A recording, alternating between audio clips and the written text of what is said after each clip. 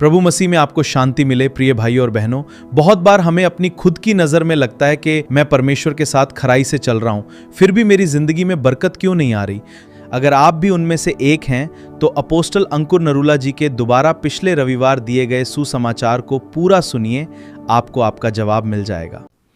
इस वीडियो में आगे मैंने उनके दोबारा दिए गए वचन का कुछ हिस्सा आपके साथ आगे वीडियो में शेयर किया है।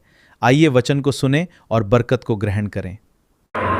आप किसी के यहाँ काम करते हैं, वो छोटी सी 100 रुपए की चोरी आपके ग्रेटेस्ट फ्यूचर को खत्म कर रही है। वो 5 मिनट का व्यभिचार वो आने वाली ग्रेटेस्ट ग्लोरी को आपकी लाइफ से खत्म कर रहा है। वो 5 मिनट की चुगली, वो किसी के साथ जेलसी, वो किसी को डाउन करने के लिए योजनाएं बनाना, परमेश्वर के घर को पॉलिटिकल घर बना देना, वो तुम्हारी ग्लोरी को डिम कर रहा है, डाउन कर रहा है। तुम ये बात को समझ नहीं पा रहे। वो तुम्हारी ग्लोरी अगर डाउन हुई तो जो फ्यूचर में परमेश्वर ने तुम्हारे लिए रखा हुआ है वो तुम तक कभी नहीं पहुंचता, क्योंकि तुमने अपने हिस्से को पहले लेने की कोशिश की है। या तो तुम उस एक्साइटमेंट को पहले ले लो 5 मिनट की, और उसके बाद जो फुल लाइफ में एक्साइटमेंट होने वाली है वो तुम छोड़ दो। तो या तो फिर परमेश्वर के वचन पे खड़े रहो। परमेश्वर के द्वारा दिया गया सताव आपकी ब्लेसिंग का कारण है। थर्सडे का वचन सुनो, पतमुस टापू के ऊपर जो प्रकाशित वाक्य लिखा है, जैसे पढ़ने से सुनने से लोग ब्लेस हो जाते हैं। और जब रोमी लोगों ने देखा कि यूहन्ना का इन्फ्लुएंस बढ़ रहा है तो तेल के कड़ाहे में उसे मारने की कोशिश की। जब वो नहीं मरा तो उसको पतमुस नामक टापू पर भेज दिया, और वहां पे जीसस क्राइस्ट ने उसे दर्शन दिए थे। वो पतमुस नाम की जगह है जहां दर्शन दिए, वो ये जगह है जहां परमेश्वर ने अपने दास को दर्शन दिए थे। ये आज भी यहाँ मौजूद है। पूरी दुनिया के सैलानी यहाँ घूमने के लिए जाते हैं।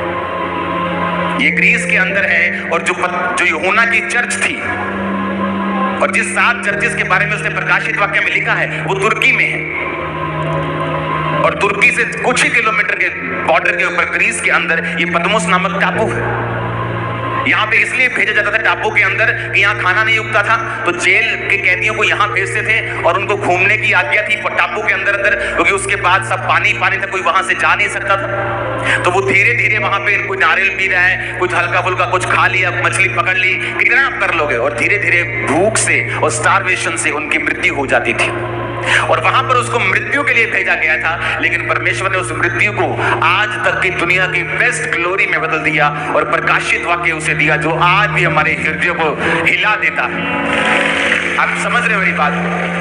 कैसे वचन पे खड़ा रहा और 18 महीने पतमुस नामक टापू पे रह के 18 महीने के बाद परमेश्वर ने उस राजे की मौत कर दी, जिस राजे ने ये आज्ञा दी थी। और उस राजे की मृत्यु के बाद जब नया राजा वहां बैठा, परमेश्वर ने अपने दास को पतमुस टापू से निकाल कर फिर वही जगह लेके आया।